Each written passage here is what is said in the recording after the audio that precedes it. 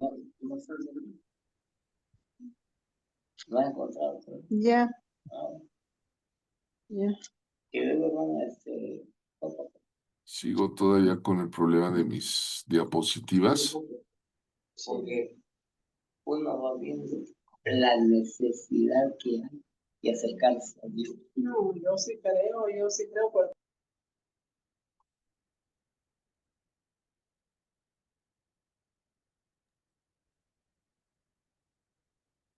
Bueno, hay muchas cosas que cambiaron para bien en el último siglo y también hay muchas con consecuencias negativas, ¿no? Eh, y entonces los profetas del siglo XXI, que estoy seguro hay una multitud de profetas que buscan y que aman a Jesucristo y que estamos enviados por Él para trabajar para Él. Nos vamos a encontrar con cambios, ¿no? Cambios muy diferentes a los de cuando fue escrita la Biblia. Estoy seguro que muchos profetas que escribieron la Biblia no tenían con claridad como hoy podemos ver, ¿no? Eh, Escribían lo que el Espíritu Santo les daba, pero no con la claridad que hoy tenemos nosotros. Una de las cosas que ayer argumentamos, que ahora nosotros tenemos al Espíritu Santo. Nosotros somos el templo. Por ejemplo, mientras el judaísmo ortodoxo está buscando construir el tercer templo y renovar otra vez los sacrificios, porque ¿para qué van a construir el templo a Jehová? Sino para la aplicación de la ley. Pero nosotros sabemos que nuestro amado Señor Jesucristo, con un sacrificio, uno solo, ya hizo para siempre perfectos a los salvos. No es necesario ni matar ni chivos, ni gallinas, ni cosas como hacen los santeros, ¿no? O sea, realmente esta comisión de construcción del tercer templo, pues realmente no tiene nada que ver con el cristianismo. Al contrario, parece ser que es una profecía de prepararle el templo al anticristo, ¿no? Nos han tocado ver cosas muy, muy especiales en este siglo. Ahora, la pregunta es, ¿cómo es el profeta del siglo XXI? Bueno, el señor que está ahí en la diapositiva se llama Bill Hammond. Bill Hammond es un padre de profetas que empezó un movimiento muy, muy fuerte desde los Estados Unidos. Es pues todo un obispo el señor, protestante, por supuesto, carismático. Entonces él empezó este pacto de la gracia, ¿no? Donde los cristianos hoy tenemos la libertad de practicar la profecía sin temor. Puede haber alguien que nos juzgue, que diga, no, no, no, está usted equivocado. Bueno, humanamente sí puedo equivocar, pero de eso a que nos la piden como le pasó a Esteban, ¿no? Por ejemplo, que tuvo una visión del Señor, le dice a los fariseos, estoy viendo al Señor en su gloria, está sentado a la diestra del Padre. Y lo lapidaron, es decir, agarraron tabiques, ladrillos y rocas y lo mataron, ¿no? Podemos tener el objeto de ser juzgados personalmente, pero de una vez les digo, es una tarea dura lo que el profeta de hoy día hace, ¿no? Por eso es necesario volver a poner el fundamento de la profecía. Y este señor, si tú ves en una librería alguno de los temas que él trabaja, ¿no? Él trabaja varios libros, si tú los llegas a ver, pues va a ser muy interesante, muy, muy interesante que los leas, ¿no? Eh, Empezó el movimiento profético apostólico como si eh, aquello que hizo Lutero en la Segunda Reforma empezó a trabajarse como si hubiera una tercera reforma en la iglesia, como si la iglesia necesitara una actualización de su trabajo en la tierra, ¿no? Yo creo que sí, esto es una realidad, ya que el Señor viene por una esposa. Algunos dicen, no, pues es que somos la novia, no, somos la esposa. De acuerdo al concepto bíblico, no existen las novias, nada de que como hoy los jóvenes que cambian de novia, si me llevo bien con él, pues me caso, si me llevo bien con ella, no, y si no me junto, y si no. No, en el concepto bíblico, eh, eh, cuando una persona era desposada, ya era la esposa, aunque no vivieran juntos. Un ejemplo de esto es el caso de José, el padre adoptivo de nuestro Señor Jesucristo, y María. Dice, estando desposada, ¿no? Entonces, está muy claro el concepto bíblico. Les decía que han cambiado, ¿no? Los usos y costumbres, ¿no? Hoy día ya en las naciones, por ejemplo, pusieron de Naciones Unidas la Agenda 2030, ¿no? Para permitir, ¿no? El matrimonio de personas del mismo sexo. Y al permitir ese matrimonio, tienen todos los derechos jurídicos que tienen los matrimonios heterosexuales, es decir, varón-hembra, según varón y mujer, según el, el texto bíblico, ¿no? El matrimonio, según Dios, es diferente a lo que pusieron estas gentes legalmente, ¿no? Y si tienen los mismos derechos, pues pueden adoptar niños, ¿no? Y educarlos a su manera, ¿no?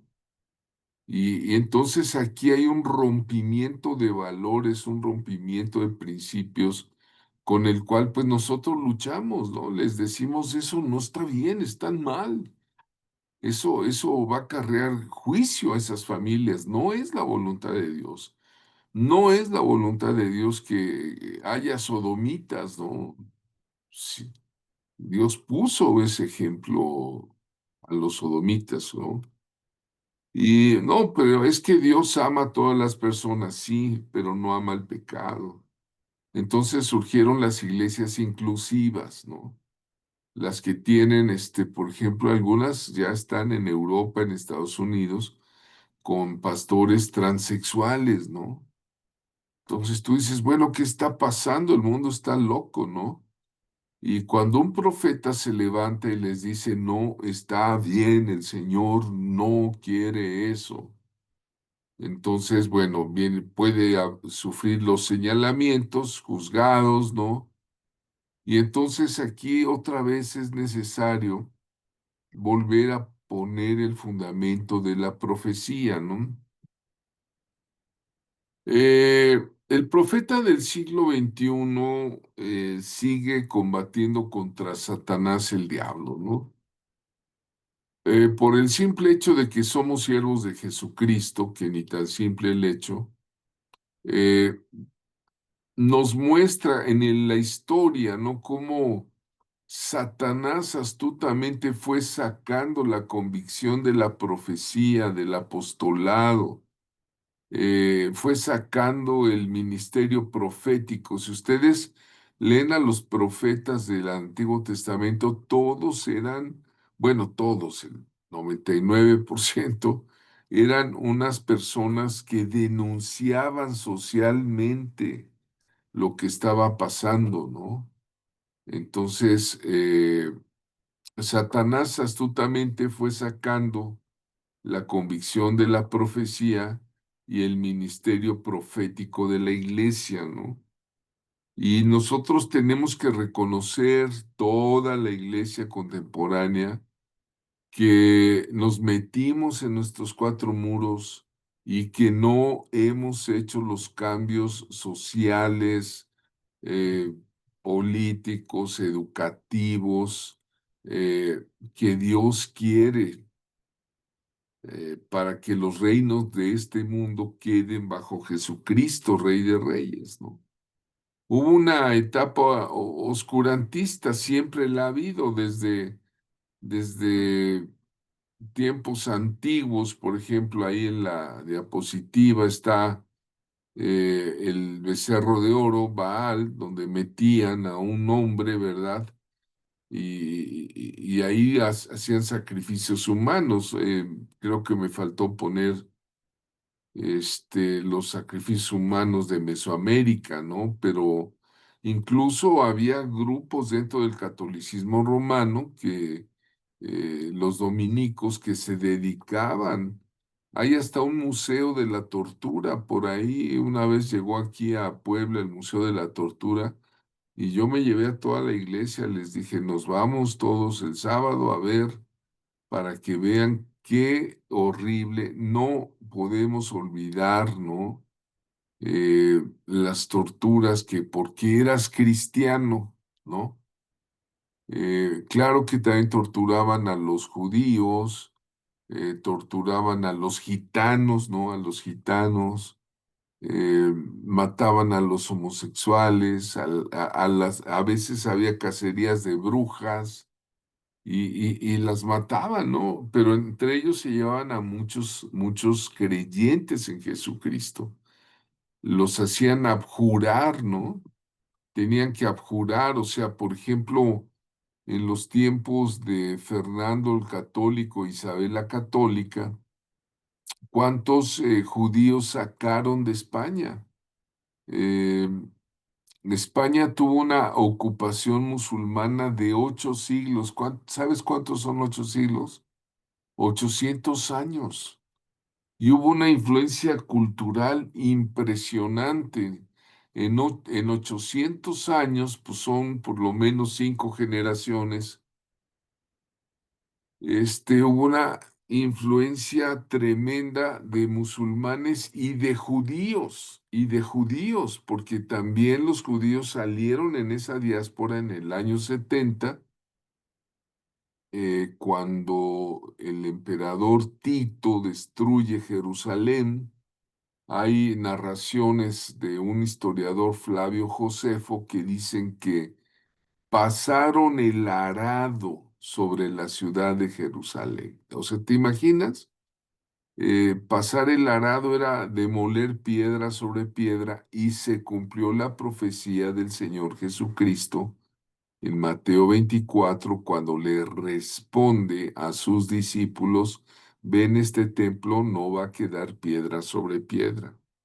Y se cumple en el año 70 después de Cristo, cuando los romanos arrasan Jerusalén en una forma y corren a todos los judíos. Hay una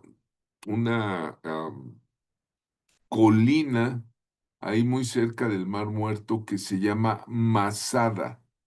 Y en esa colina Herodes tenía su palacio especial y todo.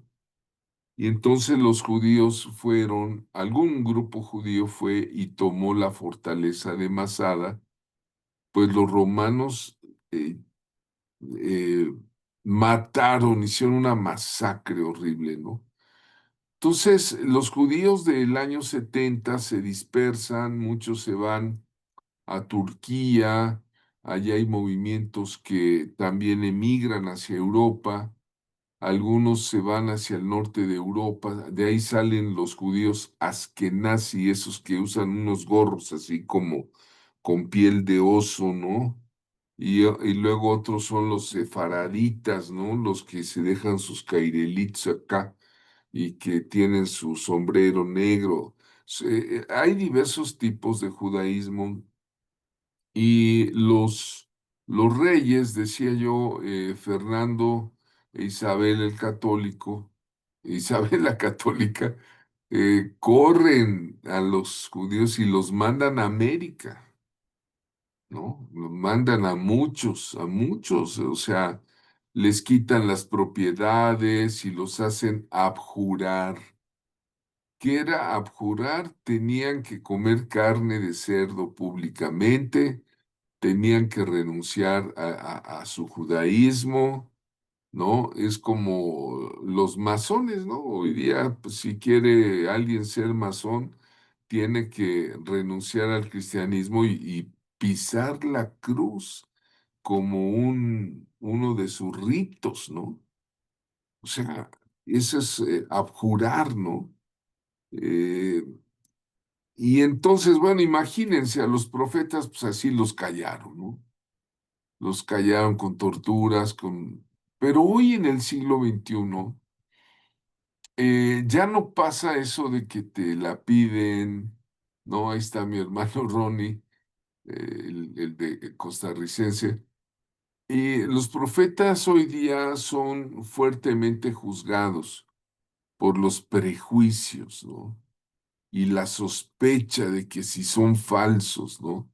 Yo creo que de los 5 ministerios al que más le pegan es al profético, porque aparece en las escrituras el término falsos profetas una y otra vez, ¿no? Pero si dice que hay falsos, quiere decir que hay verdaderos también, ¿no? Entonces, hoy día muchos profetas son juzgados con la sospecha, los prejuicios, y antes de ser escuchados, ya les pusieron tache, ya nos pusieron tache, ¿no? O sea, ni siquiera tenemos el derecho de réplica en el nombre del Señor, ¿verdad? Pero de todas maneras, nada puede callar la voz profética, porque es del Espíritu Santo. Y si uno está dispuesto a entregar su vida por Cristo, pase lo que pase, cueste lo que cueste, pues sí nos van a echar, pero ¿y qué? Nosotros tenemos que abrir nuestra boca en el nombre de Jesús, ¿no? Eh, alguna de las cosas que tenemos que ver es que en la palabra de Dios el pasado y el se une, ¿verdad? Eclesiastés 1:9, 1:9-11, no sé si alguien quiere leer esta profecía, por favor. Bueno, no es profecía, esta palabra, si la logran ver ahí en la...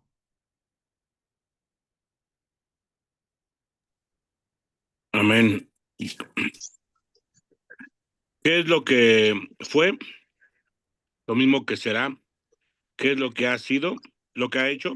Lo mismo que se hará. Y nada hay nuevo debajo del sol. Hay algo de que se puede decir, he aquí, esto es nuevo. Ya fue en los siglos que nos han precedido. No hay memoria de lo que precedió, ni tampoco de lo que sucederá. Habrá memoria en lo que será después. Vean ustedes, ¿verdad? No hay memoria de lo que nos precedió. Ay, se me acaba de ir la pantalla aquí en este Zoom.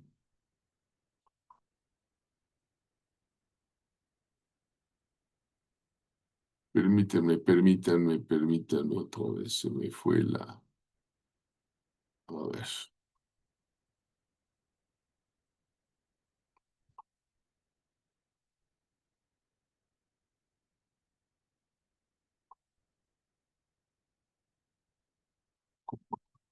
Chiquita. Uy.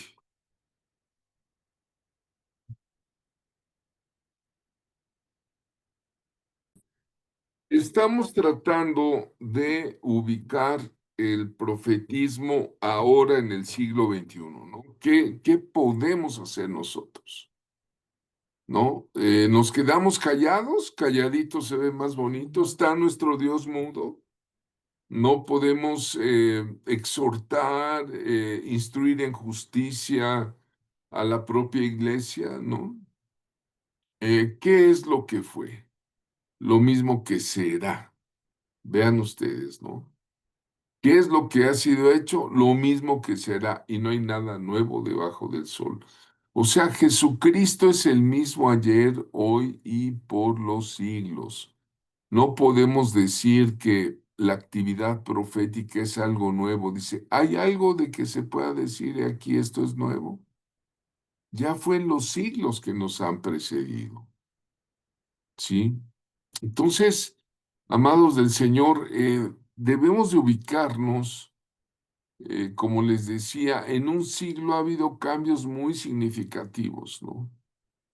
Por ejemplo, en un siglo es 100 años. Antes, hace 100 años, había carros tirados por caballos, por mulas, ¿no?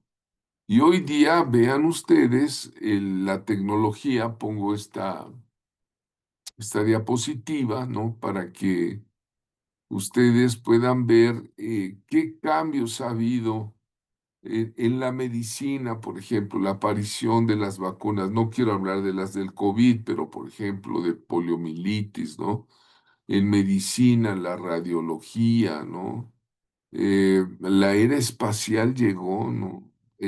Hay satélites que están arriba de nosotros, estamos aquí platicando y eso permite también que nosotros tengamos este contacto, ¿no? En 100 años estamos andando en tiempos muy, muy, muy avanzados, muy apresurados. ¿eh? Eh, Decía Morris Cerulo, yo fui un alumno de Morris Cerulo cuando estaba dando, todavía vivía el Señor, y él decía, toda verdad es paralela, así como sucede en el mundo natural, también en el mundo espiritual está sucediendo. Entonces, son tiempos de rompimiento, son tiempos de avance. Por ejemplo, si hace 100 años estábamos con carros de nuestros abuelos, todavía se subían a carros tirados por tracción animal, pues hoy ya hay carros hasta eléctricos, ¿no? Entonces, en lo espiritual sucede lo mismo, ¿no? Debe haber avances, avances de revelación de Dios. Por ejemplo, la otra vez estaban cantando estos cantos tan bonitos, coritos de hace 30 años en una iglesia que fui, y me di cuenta de cuánto ha cambiado la alabanza y la adoración, ¿no? También hoy día hay unos cantos de New Wine, de Miel San Marcos y eh, cantos verdaderamente ungidos, ¿no? Que parece que traen notas celestiales hacia la tierra. Entonces, bueno, en el área profética podemos afirmar que existen dos tipos de profetas hoy. Ojo, ojo con esto, ¿eh? Eh, Hablando de los avances. Profetas que ponen fundamento a la iglesia. Y cuando digo profetas y apóstoles, el punto uno. Profetas y apóstoles que ponen fundamento a la iglesia. Y dos, profetas videntes que profetizan a la iglesia. ¿Cuáles son los que ponen fundamento? Miren, por ejemplo, yo les decía, esta escuela eh, tiene un sentido de ser, activar a la gente profética. Hay dones, hay ministerios y hay operaciones. Entonces nosotros estamos en una operación del reino de Dios para volver a poner el fundamento profético en la iglesia antes de que el Señor Jesucristo venga. Eh, los profetas de fundamento van a preparar a la gente profética para hacerles saber, iglesia, no te duermas. Maranata, Cristo viene. ¿verdad? Los profetas de fundamento van a preparar el camino para que la iglesia esté preparada para el arrebatamiento y la segunda venida de Cristo. En los días de Jesucristo, en su primera venida, hubo un profeta que era Juan y tenía discípulos. Juan, eso quiere decir que tenía una escuela. Recuerden que dos de sus discípulos de Juan se pasaron al grupo de Jesús. Eh, pero ¿cuál era el fundamento? Era preparar el camino del Señor. Eso hizo el Bautista, ¿no?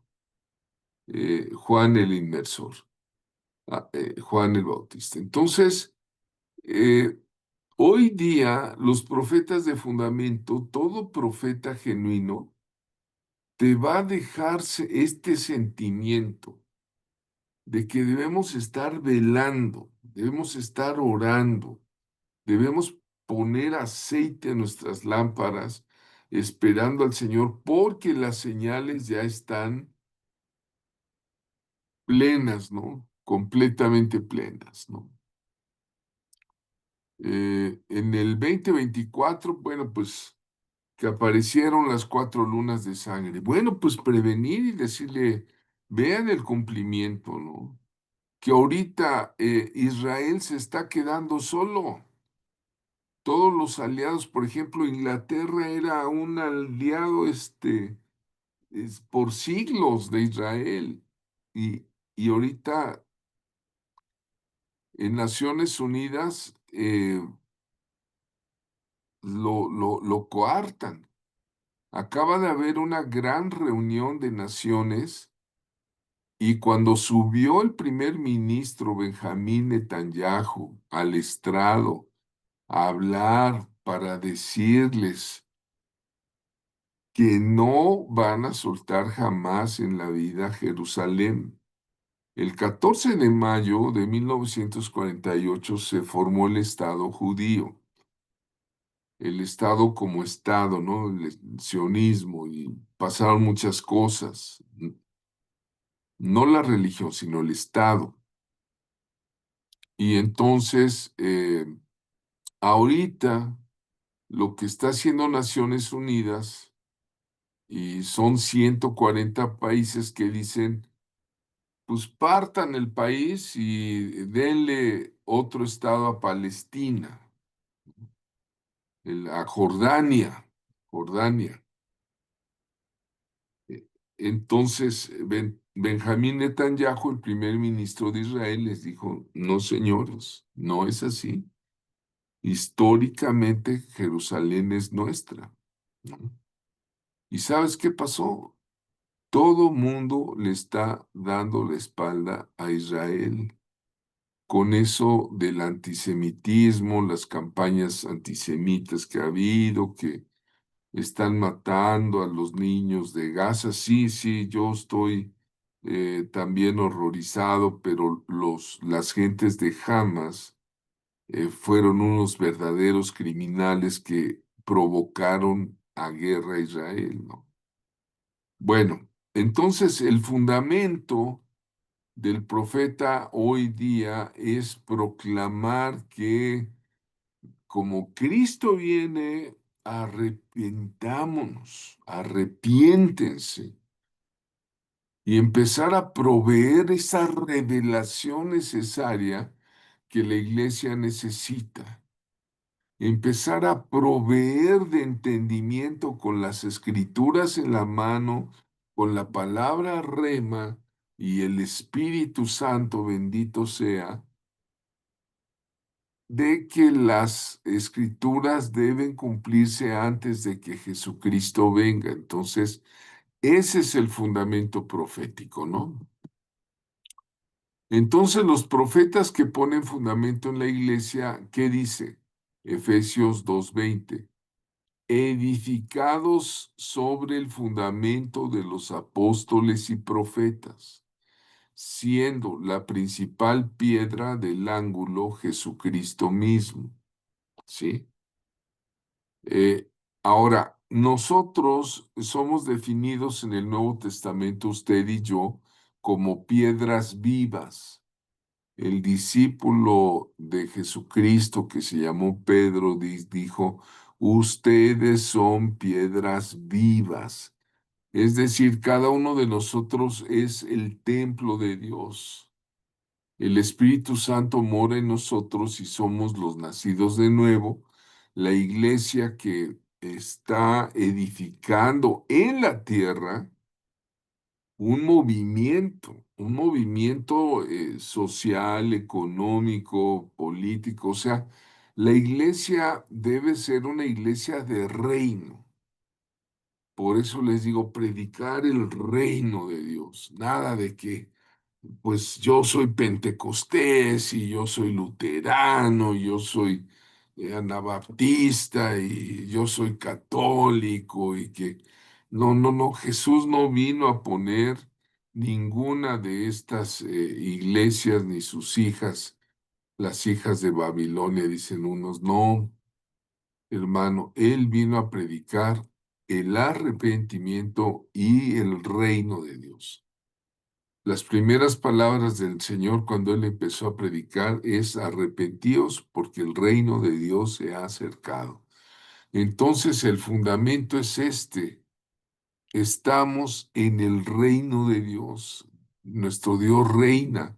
Aunque las naciones tengan sus cosas, nuestro Dios sigue reinando. Algo que no tuvo la revelación de los profetas de antes fue la comunión de la iglesia, el cuerpo de Cristo, el conocer que Jesucristo tiene una esposa. Vamos a ver Romanos 12, 5, 6 dice, así nosotros siendo muchos somos un cuerpo en Cristo. ¿Qué somos? Un cuerpo. Un cuerpo, no somos varios cuerpos ni no somos todos y todos miembros los unos de los otros, así como en tu cuerpo hay ojo, hay oreja, hay mano, hay pie, ¿verdad? Somos miembros, nos debemos los unos de los otros. Y ahora dice Romanos 12, 5, 6. De manera que teniendo diferentes dones, ¿no? Según la gracia que nos es dada, cada uno tiene sus dones. Algunos, pues ya estudiamos lo que son los dones, los 9 dones. Y dice, si el de profecía, úsese conforme a la medida de la fe, ¿no? O sea, los profetas ah, como que no hablaron mucho del tiempo de la iglesia. Hablaban mucho de Israel, pero no hablaban del tiempo de la iglesia, ¿no?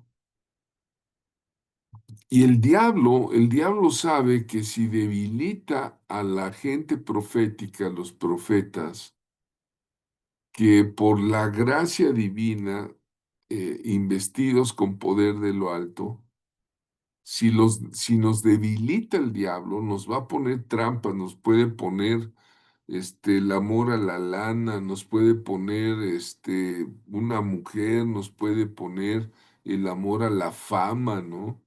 El diablo es muy astuto, muy engañoso. Tenemos que estar en constante oración, en comunión con Cristo, con el Espíritu Santo, pidiendo más y más del Espíritu Santo, porque el diablo sabe que si debilita a los profetas investidos con poder de lo alto, va a detener el avance del reino de Dios en la tierra. Ahí tienen la ilustración, ¿verdad? Donde está Betsabé, ¿verdad? Le danzó al gobernante Herodes y la mamá Herodias le pide la cabeza de un profeta. Y hace falta estar loco, ¿no? Para pedir la cabeza de un ser humano en una charola, por muy de plata que sea la charola, ¿no? No es posible, ¿no? Entonces, por eso el diablo va a enviar tentaciones, va a enviar pruebas, va a enviar tribulaciones. Va a enviar campañas de desprestigio en contra de siervos genuinos de Dios.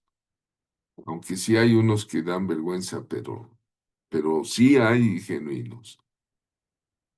Los siervos que profetizan. Y por eso el reino de Dios, dijo el Señor, solo los valientes lo arrebatan. Son tiempos, hermanos, que estamos viviendo en el siglo XXI para decirle a la gente, sí, soy cristiano, creo en Jesucristo, creo que viene pronto, ¿y qué? Soy cristiano, ¿y qué? ¿No? Y va a haber choques de poder. Los que estudiaron guerra espiritual saben que va a haber choques de poder. Choques entre, pues, llega un satanista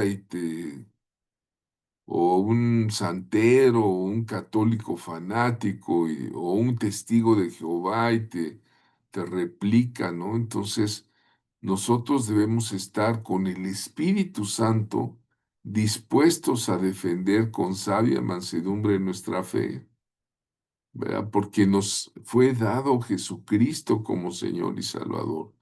Y son tiempos donde el cristianismo tiene que volver otra vez a esa reforma. Yo cuando platico con los hermanos que están en Europa, me dicen, Europa hay que reevangelizarla. Europa, no crean que es la Europa con tanto evangelio que alguna vez hubo, ya sea, no, no. Europa hoy día está infestada de ateísmo, está infestada de humanismo. Los musulmanes tienen el plan de volver a conquistar otra vez por siglos Europa, pero han dicho los ayatolas, vamos a conquistar Europa con vientres. Ah, ¿cómo está eso? Una o dos generaciones y Europa es nuestra. ¿Cómo con vientres? Pues mandan migrantes y tengan 14, 10, 9 hijos, y ya como son nacionalizados franceses, ingleses, italianos, suizos, eh, pues ahora tienen ya los derechos y empiezan a haber ya cambios, ¿no? Es lo que pasó en Inglaterra, ¿no? Que las autoridades de Inglaterra pues le hicieron más caso a este asunto. Por eso nosotros somos la esposa. Algunos dicen, no, no, somos la novia porque todavía no suceden las bodas del Cordero. Bueno, bienaventurados los que están invitados a las bodas del Cordero. Pero aunque esté yo en la tierra y tú estés en la tierra, eres la esposa de Cristo, le guste o no le guste al diablo, le guste o no a la gente, le guste o no a tanta doctrina loca que hay. Somos la esposa, estamos desposados, ¿no? Y somos el cuerpo místico de la esposa que está en todas las naciones. En muchas naciones hay cristianos. Hasta en China está habiendo, hay en África, ¿no? Somos la esposa. Ahora, dígame usted, eh, no tengo una Biblia a la mano, pero bueno, en el libro de Efesios dice que maridos, amad a vuestras mujeres, así como Cristo amó a la iglesia. ¿Cómo dice? Amó. Quiere decir que ya nos ama, ¿no? O sea, amó a la esposa. Y una esposa tiene los mismos derechos que el varón, bueno, por supuesto, en su debido contexto, ¿no? Que el varón es cabeza de la mujer, pero pues es la misma autoridad sobre los hijos, sobre la familia, ¿verdad? La esposa tiene los mismos derechos. Es decir, lo mismo que hizo Cristo nos toca hacer a nosotros. ¿Qué vino a hacer Jesucristo? A buscar y a salvar lo que se había perdido. ¿Qué vino a hacer Jesucristo? A predicar el reino de Dios, el reino de Dios. ¿Qué vino a hacer Jesucristo? Vino a deshacer las obras del diablo. Entonces, como esposa, pues tenemos que dar la cara por nuestro amado esposo, que es Yeshua, Jesucristo. Hoy, por eso, el cristiano es portavoz eh, de lo que el Espíritu Santo dice a la iglesia en este tiempo. Son tiempos, hermanos, muy especiales donde están sucediendo cosas. Yo no sé cómo le vamos a hacer para salir de los cuatro muros, pero ya es tiempo de empezar a hacerlo porque la iglesia se refugió mucho tiempo allí en los muros. Por ejemplo, hace unos 10 años que trabajé con el profeta Yuhani, él dice, mira, Dios me dio 14 naciones para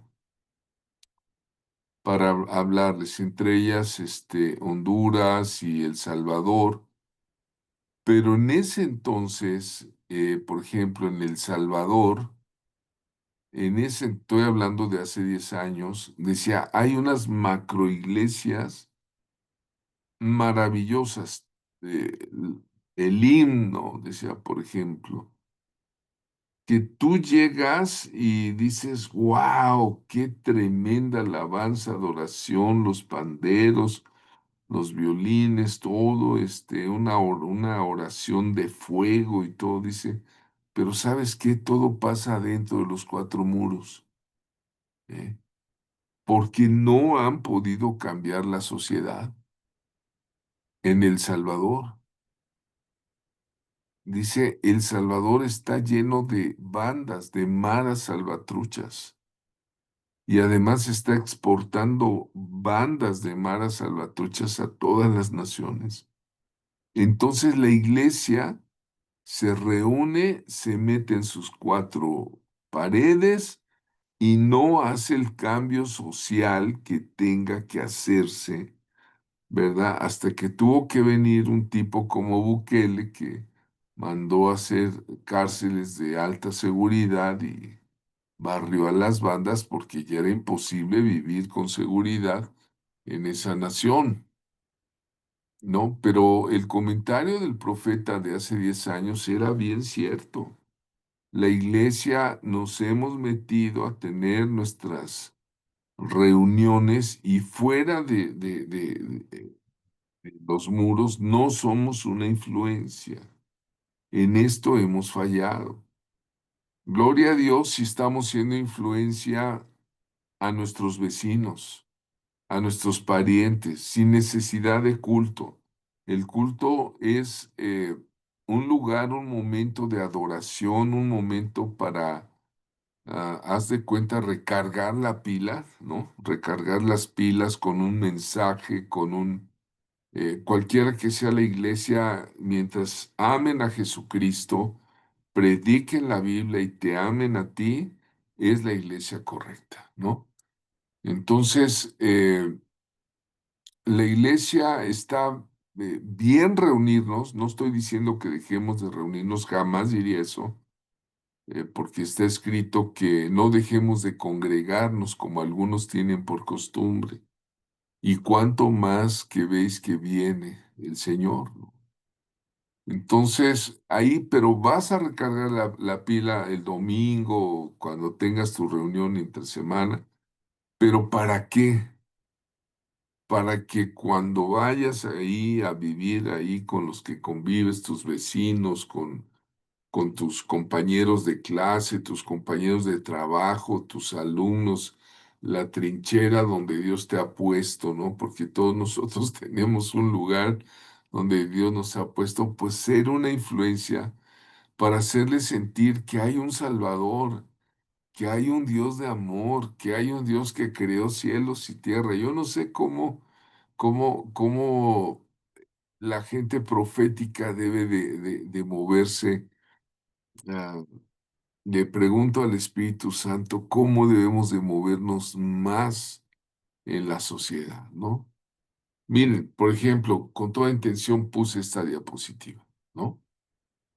Esto sucedió en el Congreso, ¿no? Ahí estamos con pastores de Veracruz en una... Y la línea es grande, o sea, estaban muchos más pastores, nomás es un fragmento, pero no sé si ven a un señor peloncito ahí de rosa, ¿no? Bueno, ese señor fue invitado y está tomado de la mano del pastor Víctor Rodríguez, que es el de azul con el micrófono. Ese peloncito es un funcionario que es el que determina el, la, eh, ¿cómo se llama? El permiso de construcción de templos en todo el estado de Veracruz. Y permítame decirle, yo no sabía ni lo conocía. A mí se me hacía muy raro cómo se nos quedaba viendo cuando estábamos haciendo el acto profético y predicando la palabra de Dios. Y ya casi al terminar el culto, el Señor bendito sea que me lo acerca, que me lo pone enfrente y le di palabra y le di palabra. Y creo que él aceptó el cristianismo, aceptó que el cristianismo tenemos valores, o sea, aceptó a Cristo, ¿no? Pero fue invitado, el Señor lo invitó y me acaban de enviar un mensaje que allá en Boca del Río, en Veracruz, están haciendo los preparativos para construir un gran templo satánico lleno de la muerte y de todos esos rollos que son antivalores. Ustedes saben que los criminales, las bandas y todos esos, pues adoran a la muerte, ¿no? Y ese señor peloncito es el que tiene la autorización de parte del gobierno para agarrar una pluma y decir, autorizo. Entonces, pues tenemos que estar orando, ¿verdad? Porque imagínense ya como ya son asociaciones religiosas, los brujos y me acaba de mandar otro profeta amigo mexicanero, Joan Manuel, que ya están haciendo frecuentes limpias y incienso chamánico, ¿no? En Palacio Nacional, en Palacio Nacional, ¿no?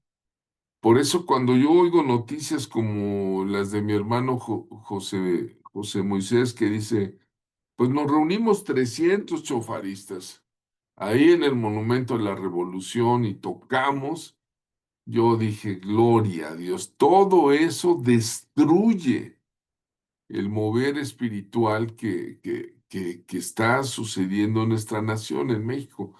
No crean que los problemas espirituales nada más son de Israel en la franja de Gaza, no. El mundo parece un manicomio gobernado por locos, ¿no?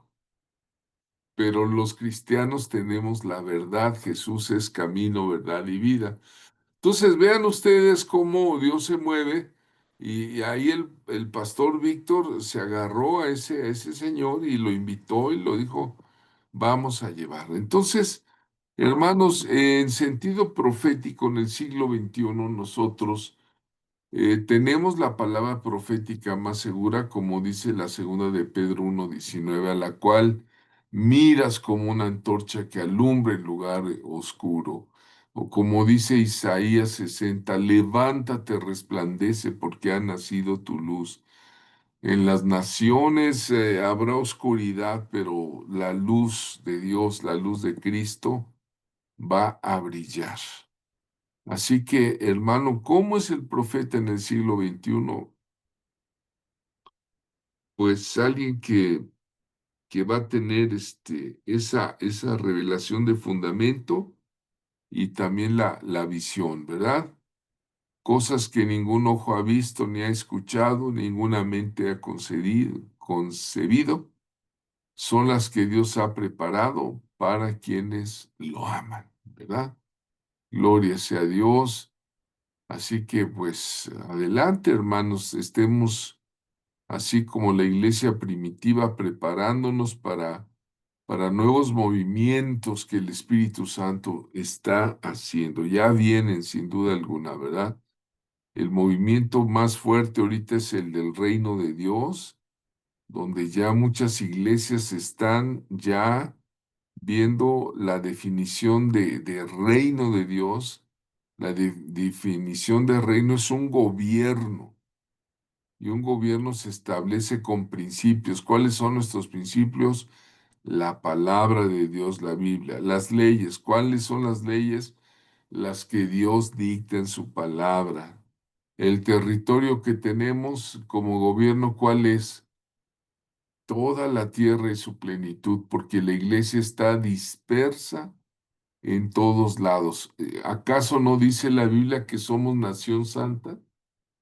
Entonces, una nación tiene también territorio, tenemos cultura, sí, tenemos nuestra propia cultura que es de oración, de alabanza, de adoración, de valores y principios bíblicos. Tenemos una economía, sí, apoyamos con nuestra economía, diezmos, ofrendas, el Evangelio de Dios. ¿Somos súbditos? Claro, somos. Un reino tiene súbditos y tiene un rey. ¿Tenemos un rey? Claro. Y es un rey más que un rey, es rey de reyes y es un señor de señores.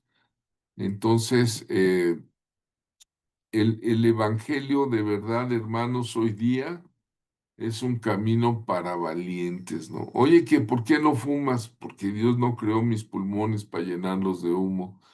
¿Que por qué no te echas un tequilita? Pues porque no, porque me embriaga y está escrito que es que tu religión te lo prohíbe. Pues no, mi religión no me prohíbe todo, todo me es lícito, pero no todo me conviene, ¿no?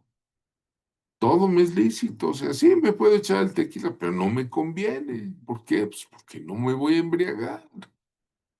No te embriaguéis con vino, en lo cual hay disolución. Antes, bien, sed llenos del Espíritu Santo. En lugar del tequila me voy a echar una media hora de estar hablando en lenguas, profetizando, orando, ¿no? Bueno, tenemos otra cultura, ¿no? Porque sí, ya el Señor ya viene, ya hace sentir eh, algo va a venir. Una persona me dijo, oiga, ¿por qué está lloviendo tanto allá en la Ciudad de México? Le digo, pues quién sabe. En años pasados el Señor mandó terremotos, pero ahorita está mandando lluvias para que nos lavemos, Dios mío, se laven las calles, ¿no? Ya termino con esto. Miren, rápidamente. En la Biblia existen 4 niveles proféticos. Esto viene también de un gran profeta que es Rishi Pugliese, y yo estoy totalmente de acuerdo. 4 niveles. Yo no sé cómo sea tu iglesia, ¿eh? Yo no quiero ni juzgar, ni debo de juzgar. Yo solamente voy a tomar el conocimiento de revelación que recibió este hombre de otros maestros también, ¿verdad? Este libro se llama La Cuarta Ola del Espíritu Santo y dice, bueno, hay 4 niveles proféticos. que demuestran el poder de Dios en cada iglesia, ¿no? Ahí te va. Y pone, el primer nivel es el de Juan el Bautista, ¿no? Él habló del reino de Dios, ¿sí o no? Del rey del reino, lo señaló. Habló del arrepentimiento, habló de la salvación y también habló de la necesidad de menguar para que Cristo sea el que prevalezca. Pero en este nivel sabía perfectamente definir. Hubo milagros, hubo señales. Juan el Bautista hizo milagros, hizo señales. Pues no le mandó hasta preguntar a través de uno de sus discípulos, ¿eres tú el que había de venir o esperamos a otro? Hay iglesias que están en este nivel. Conocen la palabra, hablan del reino de Dios, arrepentimiento, mucho arrepentimiento, bautismo en agua, salvación, lectura bíblica y bueno, ya está ahí. El segundo nivel, dice este libro profético, dice, le llama él el de la primera venida de Jesús. ¿Cuál es qué pasó en la primera venida del Señor Jesucristo? Milagros y prodigios para que creyesen, ¿no? No venían los fariseos y le decían, haznos una señal. No le dijo Herodes a Jesús, a ver, hazme un milagrito de esos que, no. Y Jesús, nuestro amado Señor, sabía, ¿verdad? Sabía que si no hacía señales, no iban a creer. Incluso se sorprendió de que en su propia tierra, en Nazaret, hizo pocos milagros debido a la incredulidad de ellos. ¿Por qué? Pues porque nadie es profeta en su propia tierra, ¿no? Cuando recorremos en los evangelios, vemos que Jesús habló, predicó también acerca del reino de Dios y demostró el reino. Aquí hay iglesias que demuestran el reino. ¿Cómo demuestran? Que Él está sanando, está liberando a los cautivos del diablo, sacando demonios de las almas. Y por eso este Señor le llama el segundo nivel de la primera venida de Jesús, o sea. Entonces, la iglesia hoy ha predicado el Evangelio, pero en lo que se refiere al poder, el dunamis de echar fuera demonios, de orar por enfermos que sanen, eh, hoy muchas iglesias hablan más del Jesús histórico en lugar del Jesús que viene, el Jesús que va a gobernar en el milenio, el Jesús que va a poner en orden y en cintura todo este planeta, ¿no? Se habla mucho del Jesús histórico, el que hizo milagros, pero pues ahora no los hace, ¿no? Sí. Bueno, el tercer nivel es el poder de la resurrección, el cual obraría a través de la iglesia por todo el mundo. El Señor en un momento determinado de su ministerio les dijo que era conveniente que se fuera porque iba a venir otro consolador. Cuando Él resucita, se va, pero nos deja el Espíritu Santo, bendito sea el Señor, para derramar su poder como la iglesia, como un cuerpo y demostrar ese poder, ¿verdad? Yo ayer les decía, fuimos llamados a ser reyes y sacerdotes. ¿Cómo caminan los reyes? ¿Cómo caminan las reinas? ¿Cómo dan testimonio? Sabemos que Cristo vive, pero es algo más que una frase, ¿no? Es como Job que decía, yo sé que mi Redentor vive, yo sé. Y pues ahora sí que lo estaba atormentando el diablo, pero él decía, yo sé que mi Redentor vive, ¿verdad? Entonces, nosotros vamos a a este tercer nivel. El cuarto nivel, como dice, es la restauración del tabernáculo caído de David. Cuando David fue rey, él metió la adoración, la alabanza 24/7, o sea, todo el tiempo, ¿no?